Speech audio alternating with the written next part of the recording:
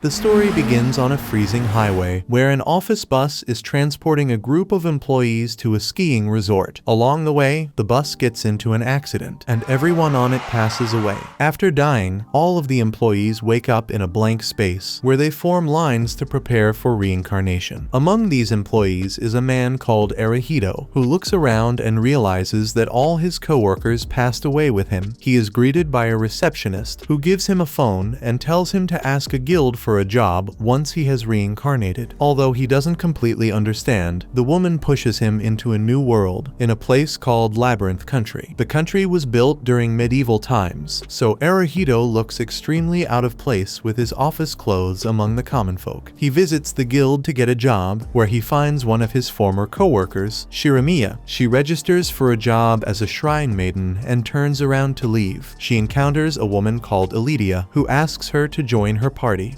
Shiramiya explains that she's new to the world, so Elidia nods since she knows about the new reincarnation. However, she explains that her abilities as a vanguard make it difficult for rearguards to keep up with her, so she needs a new teammate. Watching her try to recruit Shiramiya, some bystanders begin to make fun of Elidia. Although they think she is strong, they tell her that her team would never work because Elidia has a strange condition. Despite their discouragement, Shiramiya accepts her offer, so Elidia smiles and leaves with her. Then, the receptionist asks Arahito if he wants to register. She introduces herself as Luisa and explains that in this country, a person is not allowed to enter their labyrinth unless they are a registered seeker. Arahito understands her words, but he asks her to explain more about the country itself. Luisa smiles, explaining that the people who die and reincarnate are sent to Labyrinth Country to live as seekers. Together with the world's native people, it is the seeker's job to explore the labyrinth. Realizing that he had truly died, Arahito gets a headache from the shock of this new world. Concerned, Luisa asks if he needs a healer, but he reassures her he's fine. He then asks her about the registration, so Luisa explains that he has a blank job description on his phone. She asks Arahito to fill in the job description that he thinks is best for him, explaining that their country lets everyone perform the tasks they are most suited for. Arahito nods, thinking that he should pick a job that is in high demand in this country. Luisa smiles and waits for him to think it over. Recalling his previous life, Arahito thinks about his young boss, Igarashi, who used to make him overwork all the time. Forced to obey his corporate master, the poor man was stressed by her ramblings all the time. Now, in this world, he has gotten the chance to choose whatever job he wants, so he decides to do something relaxing for his own sake. Suddenly, Igarashi appears behind him, startling the poor guy. She gets annoyed by his reaction and says that the medieval world feels like a giant cosplay party to her. Still, she accepts her fate since there's nowhere else to go. Igarashi also makes a casual comment that she wasn't expecting to hunt monsters, which surprises Arahito since he knows nothing about them. She explains that defeating monsters is actually an important job given to seekers in this world. She warns him to pick his job and party very carefully, or else he could lose his life in the dangerous labyrinth. Then, she wonders what job Arahito has picked. From her time as his manager, Igarashi is used to relying on him for help. She shyly hopes that he can pick a job that would synergize with her class. So Arahito starts sweating bullets, thinking that he's going to become her punching bag in his new life. As he asks what job she picked, Igarashi notes that he's still speaking to her in formal terms. She feels upset that he's being so distant, hoping that they could get closer. However, she swallows her pride and refuses to say it out loud. She tells Arahito that her job is Valkyrie, so she can wield swords and spears along with spirit magic. He's surprised by the number of abilities she picked, but she thinks that having multiple roles could save both her life and job in this unpredictable world. She also tells Arahito to ensure he picks different roles to avoid getting replaced by someone else. He thanks her for the advice, saying that he'll be careful when joining a team. Igarashi is surprised by his distant response since she expected him to form a team with her. However, Arahito is denser than a rock, so he keeps missing her hints. Eventually, she gets disappointed and leaves. After she leaves, Arahito wonders why she was behaving so strangely. Luisa then reminds him that he still hasn't picked a job. To help him decide, she explains that he can earn contribution points through his job. In their world, seekers can earn points by collecting valuable treasure, defeating strong monsters, and saving other seekers. Aside from acting as a source of of money. Contribution points are also used to rank seekers on the labyrinth leaderboard. After explaining this, Louisa tells Arahito that his phone will record all of his actions within the labyrinth. She reveals that a seeker's ranking is extremely important since it determines their status within the country. While high-ranked seekers can enjoy a luxurious life, lower-ranked seekers can essentially become broke and be forced to live in a stable. Hearing this, Arahito decides to take his job selection even more seriously. From the earlier incident, he overheard how about rear guards, so he asks if it's an in-demand job. Laoja nods, explaining that while rear guards are important roles, they receive less HP and defense than vanguard and other roles, so not many people can be a good rear guard. Because of this shortage, there's high demand for rear guards in most parties. After thinking about it, Arahito figures that rear guard is the best pick to avoid going jobless, wondering which special skills he should pick as a rear guard. He writes the word on the phone screen. Suddenly, the phone's screen flashes brightly, and Arahito's writing gets completely garbled. Louisa is surprised by this and takes a look at his phone. She puts on her glasses and concentrates hard, trying to understand what happened. In the end, she simply hands the phone back to Arahito and claims that his job request was successful. Naturally, Arahito realizes that she's only pretending to be in control and asks her what really happened. In a sheepish tone, Louisa tells him that normally, whatever a person writes is accepted by the application. This is the first time she has seen these garbled characters, so she has no idea if Arahito has received a proper rearguard role or not. She also warns him that the application might have given him some random abilities, realizing that he might never get into a party with random abilities. Arahito is completely stunned. Thankfully, Louisa takes some responsibility for his situation and gives him a free mercenary card so he can recruit a teammate for himself. Afterward, he looks at the phone in his hands to examine his abilities. He learns that he has a defense support skill, along with an ability called Rear View that allows him to see what's behind him. After some time, he thinks about spending some level up points on his recovery support and defense support abilities. He then decides to check the city store for potions and healing items before leveling up his recovery support. Eventually, he only levels up his defense support skill. After that, he visits the mercenary office. He asks the vice chief, Layla, what he can get with his mercenary ticket. She explains that he can get a demi-human servant with the ticket, so Arahito wonders if he can get a vanguard user. Layla tells him that she only has one vanguard at the moment, who happens to be a female lizardman. She tells him that this lizardman is a rogue who is capable of carrying decent equipment, so she would be enough for his first trip to the labyrinth. Hoping to test his skills soon, Arahito asks her to get the lizardman for him. While Layla leaves to fetch the demi-human, he wonders if the lizardman would look like a gross monster. To his surprise, the lizardman girl, called Derja, is actually a human-looking child. As Layla introduces her, she explains that Derja was once human, but she turned into a demi-human after dying in the dungeon. In their world, all seekers who die suffer the same fate. Once they transform into demi-humans, they lose their former personalities and the ability to talk. Now, they are only useful as slaves. Arahito feels bad about owning another person, but Layla reminds him that demi-humans don't have their own personalities anyway, so it's legal to use them. She also reveals that they can fight using their instincts, so he won't need to guide her for every fight. Arahito finally accepts her explanation and greets Derja, hoping to form a successful party with her. Still, while heading for the labyrinth, he decides he won't force the little girl to fight. After testing out his defense enhancement skills, he hopes to come back to the city. Soon, he reaches the entrance to the labyrinth's first level, called the Field of Dawn. Some experienced adventurers greet him, thinking that he looks similar to a Japanese Valkyrie who came here earlier. Arahito realizes that they're probably talking about Igarashi and figures that she has already formed a party. The seeker leader, called Ribalt, explains that he rescues stranded seekers from the labyrinth for a living. Arahito returns his greeting, curious to know if the labyrinth is really as dangerous as it sounds. He explains that the dungeon has some real dangers, but as long as Arahito sticks to the low-level monsters, he'll be fine. However, he warns him to avoid named monsters at all costs. Arahito learns that aside from normal monsters, named monsters have special titles and carry powerful abilities. Anytime a named monster encounters a novice, it is automatically a death sentence for them. Ribalt warns him to stay far away from named monsters, so Arahito thanks him for the advice. Ribalt then tells him to contact him at any anytime if he needs help. He explains that many other search parties constantly patrol the dungeons, but they can occasionally miss some people. Arahito accepts all his advice, then heads down into the labyrinth with Derja. Inside, he finds a lush field filled with natural streams. After a little walking, he encounters a strange cotton ball that rolls up to him. Arahito checks his phone to see if it's a monster, but the cotton ball starts spinning at Mach speeds. Derja notices its movements immediately, so she draws her dagger while Arahito is distracted. Since the cotton ball is just a level 1 monster, Arahito doesn't feel worried. Suddenly, it shoots towards him at a blinding speed, but Derja blocks it with her dagger. The impact from the attack blows him to the ground, and he is shocked to see that the monster actually injured Derja. Despite her injuries, she continues to defend her master. As Derja's HP bar keeps going down, Arahito decides to make a move. He uses his defense support skill, which helps her completely block the cotton ball's attack. While the monster is being held back, he alerts Derja to attack it on his signal. He then attacks the monster with a slingshot, which gives her the chance to kill it with her dagger. Although Arahito feels happy with his victory, he gets upset by Derja's injuries. He asks her if they should leave to help her recover, but she shakes her head. Then, he apologizes to her and thanks her for protecting him, as Arahito promises to support her in the future. He hears a woman screaming in terror. After checking out the noise, he finds Igarashi and her teammates facing off against a powerful monster. Quickly, Arahito descends to help her, while Igarashi's teammates complain about their bad luck for encountering a named monster so soon. Suddenly, the named monster, called Redface, lunges towards Igarashi, and Arahito shouts at her to take cover. Reacting to the monster, Igarashi uses her Valkyrie skill, Mirage Step, to avoid its attack and save her party members. However, after being escorted to safety, one of the adventurers she just saved uses a teleport scroll to leave the labyrinth. As the scroll is activated, it teleports the man and his teammate out of the dungeon, but leaves Igarashi behind. Seeing this, Arahito realizes that Igarashi actually wasn't in their party, so she just saved them out of kindness while they left her behind. He jumps in to help her against the monster, but Igarashi tells him to stay behind. He ignores her warning and attacks Redface with his slingshot, but the small pebble does 0 damage to it. Igarashi turns around and uses a thunderbolt spell, but even that completely fails to hurt the monster. Then, it starts spinning into a ball and shoots towards her for an attack. Watching her take a defensive stance, Arahito realizes that she's out of energy for using Mirage Step again. Although Igarashi tries to parry the attack, Redface avoids her spear and instead attacks her with a dive bomb. Arahito quickly tries to use defense support to help her, but the spell fails to work since she's not a member of his party. The attack connects brutally, and Igarashi is sent flying to the ground. Then, Redface lurches towards Arahito, so Derja jumps in to defend him. Arahito quickly uses defense support again, which works and completely stops the monster's charge. Seeing that his skills are capable of blocking the monster, Arahito feels guilty that he didn't accept Igarashi's offer to team up back then. Nearby, Igarashi weakly urges Arahito to run for his life. She apologizes for being too weak, but he returns an apology of his own for failing to protect her. Then, he focuses on the monster, since his defense support can fully block its attack. Arahito thinks that Derja can kill the creature if he buffs her with his attack support skill. He tells Derja to get ready, so when Redface tries to attack Igarashi again, she steps in to block it. As she rushes to attack the monster, Arahito buffs her strength with his support magic, allowing her to chop up the beast with one blow. Once the monster is defeated, Arahito heaves a sigh of relief. Nearby, Ribald notices the fight, so Arahito tells Derja to call him for help. She agrees, but as Arahito tends to Igarashi's injuries, she notices a strange glow coming from her chest. Arahito looks at his stats. Learning that he has leveled up after defeating Redface, he covers Igarashi's exposed body with his jacket and supports her. He then asks her to join his party so he can use his recovery support skill to heal her wounds. Igarashi smiles at his care, but she doesn't refuse his offer. After tending to her, he walks over to the dead monster and tucks it into his inventory. Behind him, Ribalt and the others carry the injured Igarashi away. Then, Aledia also appears with Suzuna, surprised by the commotion. Arahito explains that they just had a run-in with a named monster, which leaves her shocked. Usually, a red-faced cotton ball is strong enough to destroy level 3 parties on its own, so it's extremely surprising that the level 1 Arahito defeated defeated it with just his mercenary. Impressed by his abilities, Elydia introduces herself to him. Suzuna looks over, wondering if the injured person is someone who reincarnated with them. Arahito nods, but he reassures her that Igarashi will heal because of his recovery skill. Hearing this, Elydia is surprised once more, since rear guards usually do not get to access a large variety of support skills. Arahito understands that a well-rounded rear guard like him is very rare, but he refuses to elaborate